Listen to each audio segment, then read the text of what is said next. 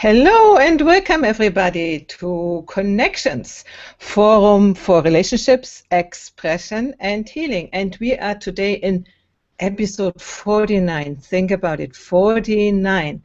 And we are celebrating something because we began almost a year ago to do our first episode here. 49, almost, you see, we missed only 2 or 3 weeks in all that time. So we had the intention to do that, and we didn't know that we would have the intention to do another year. And today, hey, we are here and begin the new year with Connections Forum. And that goes so very well with our title. Our title is Set Intentions That Stick and Stop Struggling. Learn the core elements of how to set intentions that gives results. As you maybe have noticed, at the beginning of our connections travel, Margherita and me, we did conversations between each other, and then we invited guests into our show. And since then, it is about 6 months, we always had invited guests. And it was a wonderful thing to learn about them and, to get in contact. But we thought for the first time in this year, we would come together, both of us, alone, without a special guest. Or let's say the special guest of today is Margherita. And I will tell you a little bit about me before, and then a big bit about Margherita. So I am Heidi Hörnlein. I'm living in Italy. I'm German. I'm a transformational relationship coach. I'm a voice coach, a retreat host, and many, many other things other hats I have on my head. You will find much more about me in the powerofrelationship.com, or when you are interested in voice and singing, integralvoice.de. So that's enough about me. Now I tell you something about Margherita. She is a holistic healer and a mentor, and she has worked with over 1,000 clients. Think about that, 1,000 clients, since she began her own healing journey to control and manage the mind. What she has learned about intentions over the last 18 years is that when a person is in control of his or her mind, that is in the time when clearly formulated intentions stick and give results. Margherita is the creator of Your Healing Journey Training that gives detailed ways to be in control of your mind and manage your life according to what your goals are. She's also the author of the Crystal Lotus Handbook, an essential guide to crystals. I can say hello, Margherita. Hello, welcome. I'm so happy that we have done one whole year of Connections episodes and sharing with people. It's awesome. Yeah, and these were intentions that stuck. I don't know the past time of stick. Really, we set an intention last year to go on and do that. And we did it. And Margherita is an expert in setting intentions. I do it sometimes, and sometimes they come out, sometimes they don't, and I'm not so expert as she is. So I want to ask her to tell us a little bit about intention setting. Let's say, what is an intention? Just, I think I have an intention to go to the bar and get a coffee. Is this an intention? Is it what you want to talk about? Well, I have brought the word intentions to a whole different level, because you can have the intention to go and get a coffee. Yes, those intentions are really, really cool, because you probably will go and get that coffee if you intend it. And coffee, I'm a coffee lover.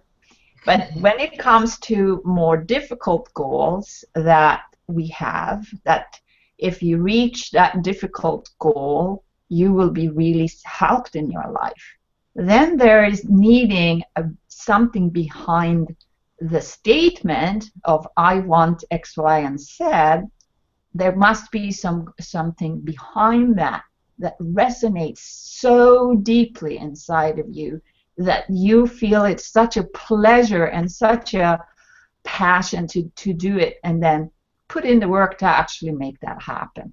Does that explain intention? This does, and I'm wondering, when you define it in this way, would that be, I want to lose 10 kilos, but I don't really know if I can do that. Is that an intention? Well, if you have set an intention with 3% of commitment, it's not going to happen.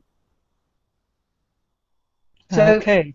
The first core element, let's say, of intention setting is you really need to know why you want it. Why do you want to set this intention? I mean, a person can set an intention like, okay, I'm going to make $1 million this year. Most people cannot actually actualize that, because first they don't know their big why. They don't know why they want it. They think it's a fancy number, right? But only those who actually understand a little bit more about intention, they can make those intentions set. And there is 7 core elements that I was going to go through here today. Wonderful. I want to stick with that, what you said. I think a good thing is when you set intentions that it is also in your power to reach the result. If it's completely out of power, if you say, I set the intention to live the whole year without rain or something, this is a stupid example, but you are not in the power to fulfill on that intention. So you must have a certain possibility to really work for it and to get it done, and you cannot depend on God or whoever, on the chance. Yeah, that's very true. And so the first thing about the first core element is to know why you want it. So let's say in our case here, why did we want to be present on the online? What was your big reason to be online, Heidi? Mine was because I had learned and experienced on myself these transformational processes, which I think they are so awesome, and I want to bring it out into the world, And unless nobody knows me, until nobody knows me, how can I have the possibility to attract people to want to learn that? Which is really, for me, it was creating a huge shift after more than 50 years that I was, in certain, let's say, mechanisms, and I was better in them, but I never did the real shift. And with that, I did it. And so I wanted to, I want to bring it out in the world. And how do I do it? Without being seen. When I say, oh no, I don't want to be seen, it's better, I'm in the background. How do you do it? You get sort of dissatisfied, grumpy, because nobody wants to hear what you say, but it's you who don't bring it out. And that became so clear to me. And so when I met Margherita, when I met you, I thought, now we go on and learn that. How to be online, how to get our message out, That was my very big why. And you see, when we have 2 people here, you and me, who are aligned with a similar goal, it doesn't have to be exactly similar, but there is a complete alignment, then it jives. And we have been able to integrate everything that we have discussed and overcome, and so we're still here, and that looks good on us, I think, because it takes dedication and learning how to pay attention to the time and go up in the morning to do this show, and things like that. So it's something broaching on here is the next core element, is that there is 4 levels of engagement that one needs to include. And so I call it the 4 levels, and perhaps there is a 5th level. But if you want to see what that is, so first of all, you have an idea, right? And if you don't do anything with that idea, okay, I'm having the idea of going online, I'm going to have a whole business online, whatever. But if you just have that idea in itself is maybe a good idea, but it's not going to manifest something unless you put it in words. So we can say, so the spiritual level is getting that idea, the impulse to be seen and be whatever it is that a person may have. In our case, is the online presence, right? But then we have to formulate it in words. We have to say, okay, we're going to create the connections forum. And specify exactly what that was. So this is on sort of the mental level. We're integrating, you're talking about it, we're agreeing on it, and then we set the time. And then, so the next level is the emotional level. So we want to be feeling, we like it. You know, this is, it feels good to do it, and we feel good about sharing what we know to other people. So that's sort of the emotional level with the passion. And then on the physical level, which is the 4th level, we have to do it every week. We have to put in the work, we have to do the research, we have to connect with guests, we have to pick topics. So this is the 4 levels. And so an intention, as being said, is, you know, when you have a force that pushes, you want to make an intention, you want to make an intention in the energetic environment on all of those 4 levels. So you have to actually, yes, this is what I want, and then create a space there in the ethers on the energetic level also, but on all 4 levels, then it happens. So if we miss one of these points, it's not going to work. This is very illuminating for me, because the first level, the ideas I have always had, maybe I could put words to them, but then there was the interruption, you know, I mean, I'm not thinking about this project here, but about the past, my past, because I was stuck in a false belief that somebody, when I was a singer, somebody would find me and give me the the occasion to work. I wouldn't have put the work in, the commitment in to get myself out and visible. So this is really illuminating. This I took some notes here. The emotional level, I think it was the problem there. Thank you, Margherita. Well, I mean, I could take an example from my life when I was younger. You know, I always had this long hair, right? Like, it's quite long. And then in school, I thought somebody's going to discover me and put me on a shampoo bottle with an advertising, right? And I wonder, why does nobody ask me for that? And then, you know, we have a celebration called Lucia, which is the young girls would have the hair, and then there's like candles in the hair. Some people may have noticed that.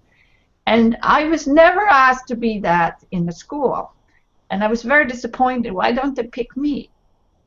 You know, that was just very disappointing. I think that other people who have similar ideas get very frustrated because they don't get noticed. But what they didn't realize, or what I didn't realize, is that, of course, if I wanted to be picked, I have to ask them.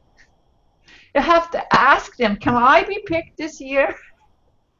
And not only ask, but also ask in a way which is not blaming, and it's you know, in a way that people would like to fulfill your request. And this is another big thing, a big capacity we need to learn in our lives. Yeah.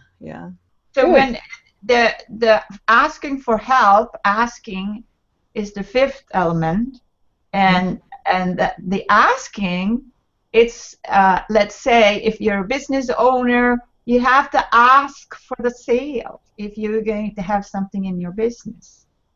Even for holistic practitioners, they have to offer something and ask a fee in return. And that's a very, very much a big problem in all holistic areas.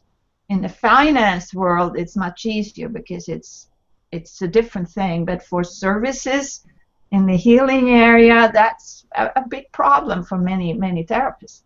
It is, and it really, in a little bit, we are reinforcing this, because by doing so many things online for free, people sort of expect that everything is for free. I do, for sure. You know, I get a free plug-in for my website, and this is free, and this is free, and okay, this costs a little. How much is it? Oh yeah, I can pay it still. But you know, a little bit we have clung to this idea that things should be for free, and in spirituality even more, no? Mm. Yeah, God is free. Well, when they're asking, I mean, in my program, we can work on that, you know, like to see what kind of fears are behind actually asking for help, asking for the sale, or asking for healing. It doesn't have to be involved with money. It can anything that you need in your life. It's always other people who provides it. It's nature's providing, you know, the food and the life force, but all the things in our world is provided to us through other people. So we can't forget about the asking part. And then other people can ask us, and we can give too, right? So it's very much easier to give than to receive sometimes. Yeah, and I want to come back to ask and be ready to pay money for it, because as long as we are in this idea that everything should be for free, we are a little bit like a child in a family who has the right to get everything for free, the care and the food and the education. But when we are grown up, you know, we cannot expect, as you said before, why nobody notices me. You know, we cannot expect that somebody brings us everything.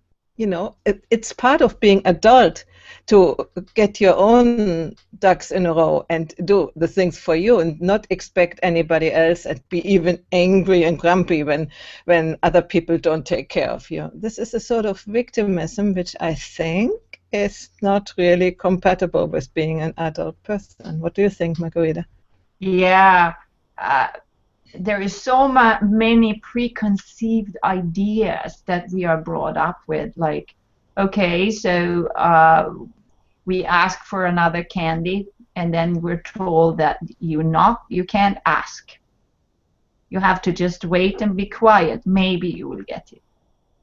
And so we learn that kind of conditioning. I mean, the parents, we can understand them when the kid is nagging all the time, can I have one more, can I have one more? So they say, no, don't ask about that.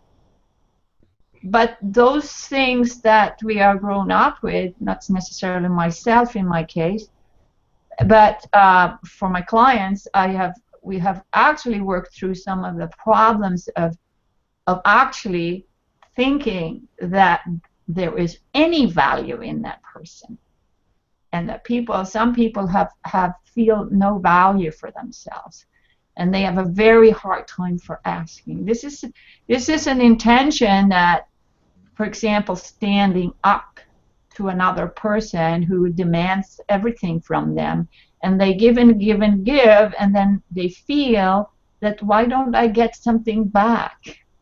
It's because they don't have any boundaries to actually say, no, I'm valued. In order for you to receive what I have, I need this exchange to happen.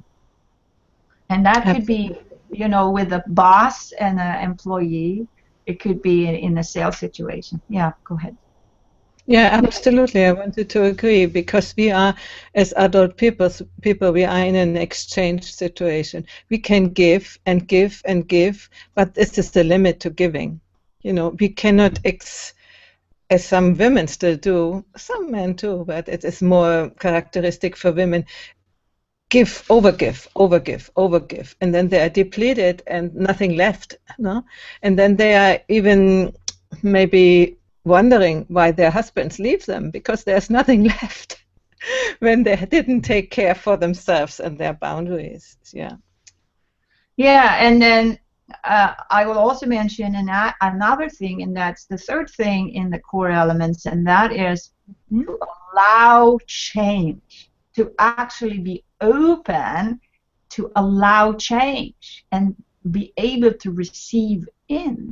Because if we stay in our little box of comfort zones and never dare to go outside, and of course that's some fear there that makes that, no, I'm going to stay in my comfort zone. Well, if you do, you will never do anything extraordinary. And if you want something extraordinary in your life, you have to get out of your comfort zone. But there is other elements here we're going to talk about later that we can ignite that energies inside when we say, okay, I am committed to stand up to my boss, let's say. I'm committed to stop being bullied. I'm committed to end the struggle I have, something like that. So if we can allow change and then put 100% passionate energy behind it, you will see a difference. This is wonderful. I want to come back to say that you said we need to be able to receive. I think this is a very big thing, because if we are not able to receive, people want to give to us, and we are not able to receive, we push them back. And then we are alone and nobody is helping me, blah, blah, blah. But you didn't notice that you didn't want to be helped, and people give up. They don't push it on you, their help, if you don't want it, you know. I mean, it might be a conflictual situation that in one part of you wants it, but what you emanate outside is no, I can do it myself. I can do it alone, you know. And so you push away the help, and then you are alone. Well, to talk about that a little more, actually, I have some people, they say, can I help you with that? No, I can do it myself. And then in the next sentence, they complain that they have so much to do. And then they say, I'm so tired. I don't know what I can do. I need a holiday. But they don't want to receive help. They don't trust the other people to actually be able to help them. So there is a level of trust there. There is a fear behind that. And it's a real fear. And I understand why people say no to be helped, because they feel so vulnerable. They feel that they don't want to expose themselves. They're afraid. And this is a real feeling. And so I want to acknowledge that for everyone who has that. Yeah, and it can also be the fear to lose control, to give up control and not getting lost when you give yourself in the hand of somebody else, you know. So many people, I mean, I had this for a very long time. I needed to do everything myself. And thanks God, I learned that. And you have a very blessed partner who is helping you with that. He taught me a lot. Thank you, Mark. We see you in the background there. Yeah, he's over there. Okay, now we have point 3. Yeah, so we've gone through the big why, and then the 4 levels, and then number 3, allowing change and get out of the safety box, and the 5, ask for help. So we have 3 things left, and we mentioned also to be passionate. I will come back to that, but first I want to address the 4th point, and that is to forgive the past. So when you can let go of something that happened to you, that made you a decision inside of you okay, I can't trust that. It's very dangerous to go in that direction. Okay, so that, then I set a screen of limitation. And then you have another event saying, oh, that was so horrible in that kind of situation, so I'm never going to go in that direction. And then we set up another screen for us here. So now you have two screens, right? And eventually, if like many of these events happening and you decide that you're not going to go in any one of those directions, your box will be smaller and smaller and smaller and smaller. So some people have a very, very little box that they're in. Yeah, this is so true. And the thing is that there is, when you are in such a box, you feel constricted, you feel uncomfortable. But you don't connect it to the fact that you have restricted that box. You think it's somebody else who has put you in the box. But the fact is that you have chosen to be in this box. And as you have chosen to be in this box, you can also choose to open the box and expand it. That is the good news. Yeah, so forgiving the past, especially yourself, it requires a little bit of process, and anyone who needs help with that, if you don't ask for help, you might have to stay in that constriction for a long time. And this is what my client says to me, that it's so wonderful. They say it's so wonderful. I feel so free after a transformational session, let's say. And it's like sometimes overwhelming me because, wow, did I do that? No, I didn't.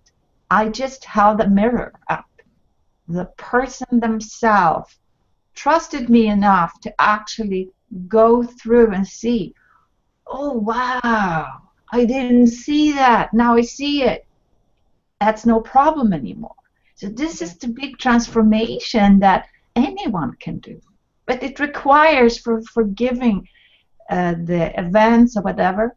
And with forgiveness, it doesn't mean that if you are severely abused, that it was a right thing to do for that person to you. So we're having no thought about that. What we're doing in forgiveness is to pull that thorn that hurts us daily and let that go. Not accepting the actions, but forgiving ourselves to carrying that for so long and be free. Yeah, but I understand forgiveness doesn't mean I forgive you for you have done that. I forgive you, you have done it. Blah, blah, blah, blah, blah. But it means really to become independent from the results of what has happened to you. You know, from this result that you are becoming limited in your being. That means forgiveness. It doesn't mean to say it 2,000 times. Yeah. It's to feel it, that you are independent from these conditionings. This is, for me, forgiveness. Yeah, that's a very good way of saying it, independent from that event or person or behavior. That's a very good, I thank you, Heidi. I'm going to use that, independent of that, because then they can't influence you. If you let go and forgive something, then nobody's going to yank your chains and make you do it, because you can't be controlled by it anymore. Mm-hmm. So you release those attachments to you. Exactly.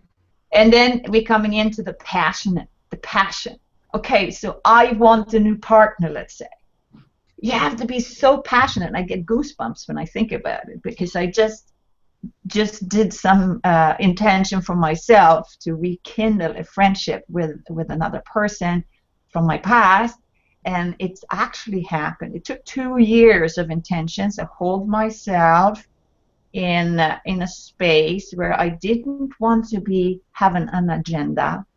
I wanted a friendship that we're independent and we're free to choose, but we can enjoy each other's company beautifully. And I think it's happening in the last few weeks, so I can report that. But it took 2 years. But I had to keep that in my mind and not thinking, oh, well, he's going to help me with this. No, I have to be helping myself. And it's not because I want help from that person that I want the friendship. I want the friendship because it's so delightful. Yeah. But the reason why is coming in here also, right? You are saying passion, and I completely agree with it. But what we should say, we better not confuse passion with neediness. Exactly. Because neediness is something, oh, I want a man, I want somebody in my life, I don't know, I cannot be alone. This is neediness. This is not passion. Yeah. Passion is something which, I try to define it now, which comes from inside, but which doesn't make you dependent of the object or of the thing which you are passionate for. Yeah, that's a very good way of saying it. It's like a fire inside that's burning and makes you freer, not more dependent.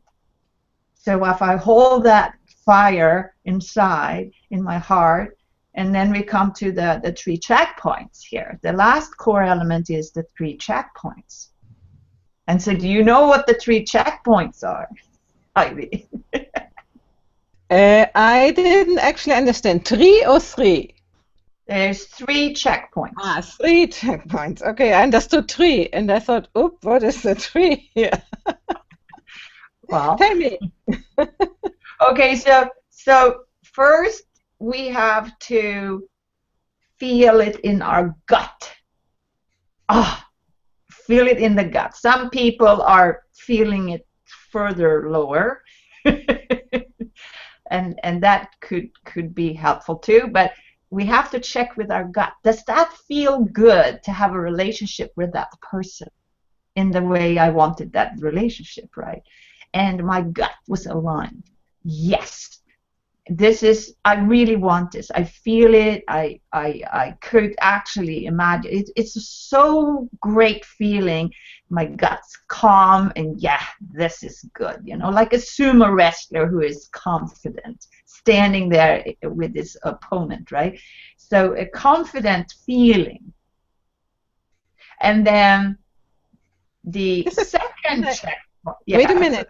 Can I come in? What I think is very important, you say that it's a calm feeling and a confident feeling. It is not the one, this is I need to have that. This is a different feeling. And this is most likely an immature feeling, you know, which makes you do things you better wouldn't do. So, but that's more addictive, more dependent, more desire-like. I need this to survive, you know? Absolutely. Mm-hmm. Because you actually have everything you need inside your mind, body, and energy if you connect with it. So if we connect with our gut, that's on the gut feeling. There is brain cells in the gut, in the belly, you know? Yeah. And this is very in a survival level kind of thing. But then we have to check with the upstairs. We have to check with our higher self, our guidance. I call it higher self because I don't want to connect with another entity out there. I want to connect with the part of me that's already enlightened, that's already connected with the spirit, God, whatever. So I call that higher self. It's part of me that already knows everything. I'm not connected with that part all the time, I must say, because I make a lot of mistakes sometimes. But I have to check with upstairs, right, with my guidance. So when that clicks right, okay, so we have only one thing left to check in with. Do you know what that is? I would check with my rational mind and with reality and would see if it is really like I think and like I project, or is there some other thing behind. That would be mine. I don't know what you have. Okay, so that was very good that you mentioned that, because that's the ego mind that you want to connect with and have everything rational. When we have talking about, Excuse me. Rationality is not the ego necessarily. No, no, no, no. We disagree.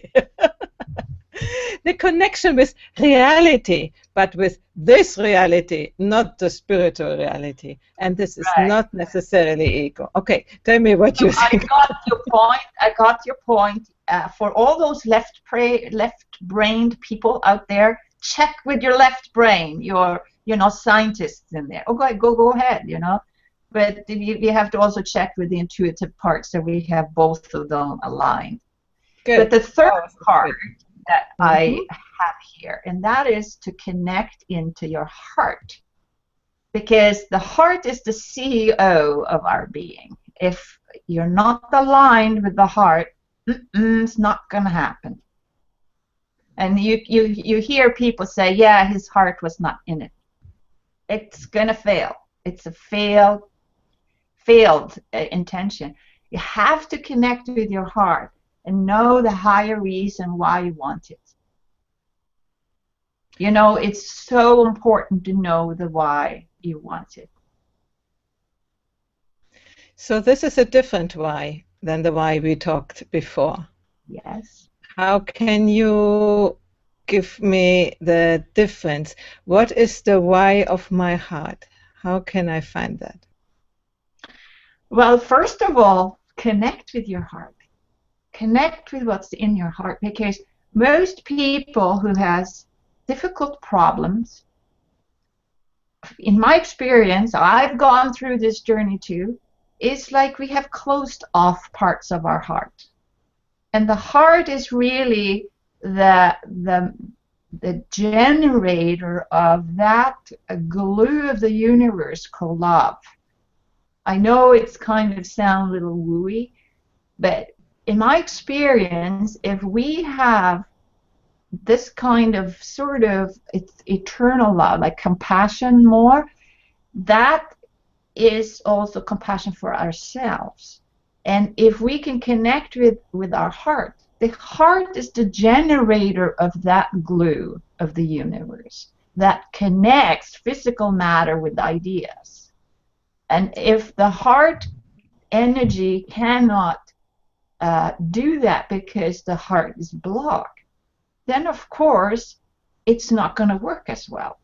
It can work partly, but not full out. Does that answer your question? Yeah, I want to ask you another one connected with that. First, telling you that it's not so long ago, maybe 10 years, that I, for the first time in my life, discovered that I can live from another place and not only from my thoughts. And I think that's what you call with heart. And I wanted to ask you a quick course, 5 minutes, how to connect with your heart. Or even 2 minutes, because so many people talk about that, connect with your heart. And if you don't know how to do it, you are lost, you only feel unable. There's something wrong with you because you cannot connect with your heart. So what can you say to that?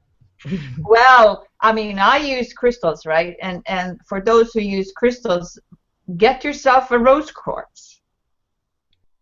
But those of you who doesn't need a rose quartz, you can get the symbol of the heart. Mm-hmm. And this is like a tool, right?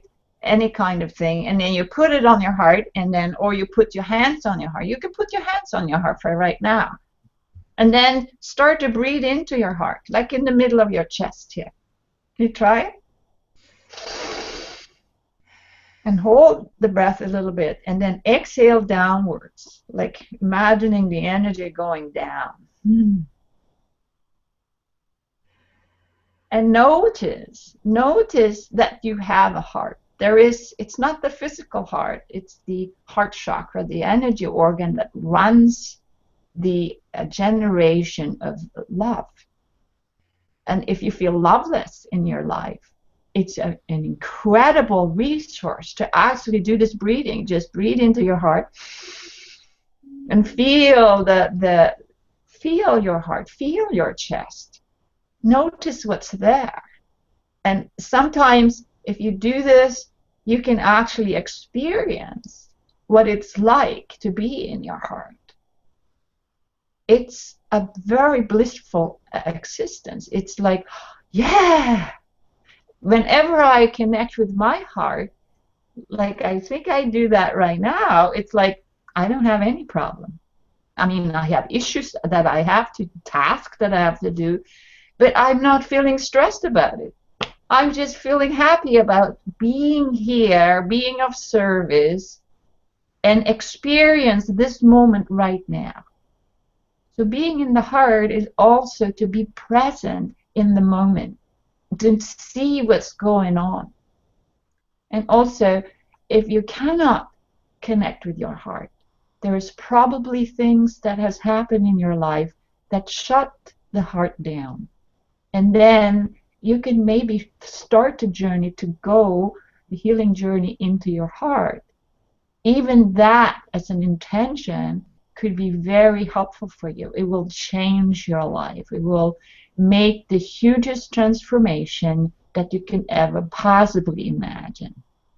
I did this healing journey, and if you follow some of my work, you can also experience perhaps something like this. I cannot tell you how to do it. You have to experience it. But to breathe into the heart, that's the 2-minute version of it. Yeah, you will guide the people, no, to do that. So wonderful. So the intention, now we have all the points we need. How do we do the intention, and how do we make sure that it sticks? Yeah, so if you're engaged on the 7 core elements, then you have a much bigger chance to actually make your intention stick.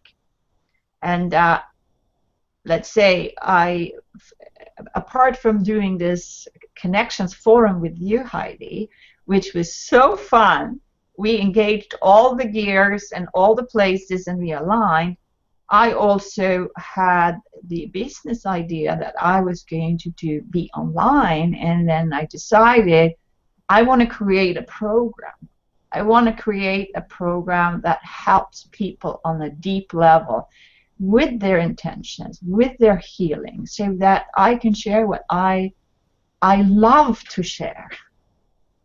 And so then, of course, I had millions of ideas. Oh, I'm going to do that program. I'm going to do this course, and I have 15 ideas a minute, you know. I can relate to that. And then I had to decide that, okay, I have to focus on one thing. And so the one thing was to create the Your Healing Journey program, which is a program I'm running right now. And this has been my greatest satisfaction, because I can help some people live and help them see what I have experienced, and so that they can experience that too. And the Hangout technology makes it possible that I can share it on video live with people. And this is so amazing. And that was about 14 months ago. I decided that.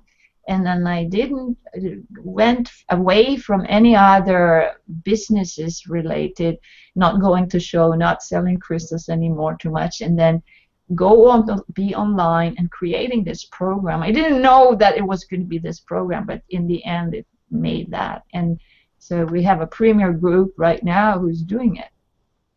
And I mean, so excited. So that's a result of the intention. I kept it. I kept the single focus on this one thing, and then I put all the gears in place to make it happen. Wonderful. So that's what you say. We need the focus. We need to reduce a little bit our ideas. I'm suffering from also too many. I could do that, you know. I can so relate to it. Reduce it and focalize it in one thing which we want to do, and then work on that and put all energies in that and then do it. Because otherwise it's very easy, and it happened to me so often, that I get into disappointment because, again, it didn't work out and this didn't work out. But when I in the past, when I really listened and looked rationally, I found out that I just was not focused, you know. I just went a certain while into this direction. Oh, no, maybe I better do this, as you said before, and do some other thing. And at the end, it's all half stuff, but nothing really brought to the end. And thank you, Margherita, for the reminder, because I'm now beginning this process too. And I So will can I ask you what are your intentions for your presence online? So can you Yeah, my intention is to, as I announced, I think yesterday, a beta version of a relationship program, to a relationship beyond your wildest dreams. That means to create a relationship which is beyond, not off, but beyond your wildest dreams. And that is for people who are searching for a partner, but also for people who are already in the relationship, because the relationship we create doesn't so much depend on other people. It depends so much on our ability to create it. So, you know, if you don't have a partner, he will or she will come at the right moment.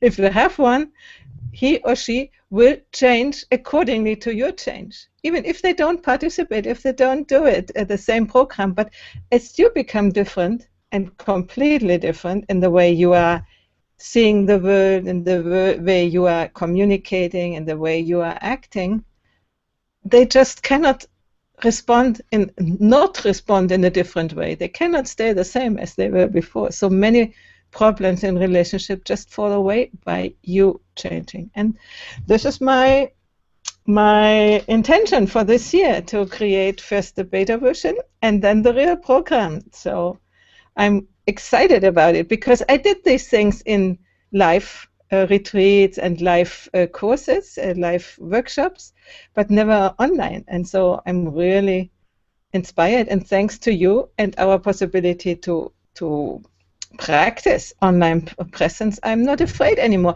And you said before, the main thing why we don't do and follow up on the intentions is fear. And actually, I think it is so true. If you are fearful to be seen or heard, it is useless that you become a speaker or a singer or something like this, or a teacher, because you need to be to be seen and heard. So ultimately, we need to be really seen with this technology, to be known and to really be able to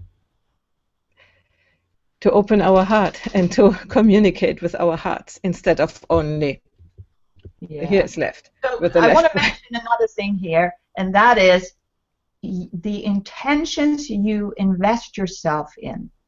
You become those intentions. This is the persona. This is the presence that you're going to change into. It's not just to say, I have this intention, blah, blah, blah. No, I'm going to transform myself to become that intention. So this is the main key, instead of saying a New Year's resolution or wishing wishes that you can have. Intention is making a dent into the energetic and creates a new part of you, or recreate or rebirthing you into something new. And that person then, in my case and your case, we're going to change ourselves into the intention. That's the whole thing, energetically. This is wonderfully said, and I like the rebirthing concept, because for me it feels like that. The old me is gone. I mean, I remember something of it, you know, but it's really gone. And as I have experienced it, as you have experienced it, we are so sure that it is possible for everybody to experience it. We are nothing special. You can do that too. So we are happy to help you. Yeah, you know, a person. So if you want to do intentions, select a person that you want to be guided by, and then, you know, follow that person so that you can get help. And the fifth point here is ask for help. So I want to remind you, don't be shy of asking for help. And with that, I think that's it for this session.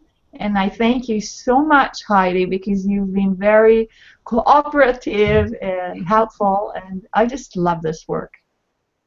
Yeah, me too. And it was a wonderful celebration moment with you. And I thank you for this year we have spent together.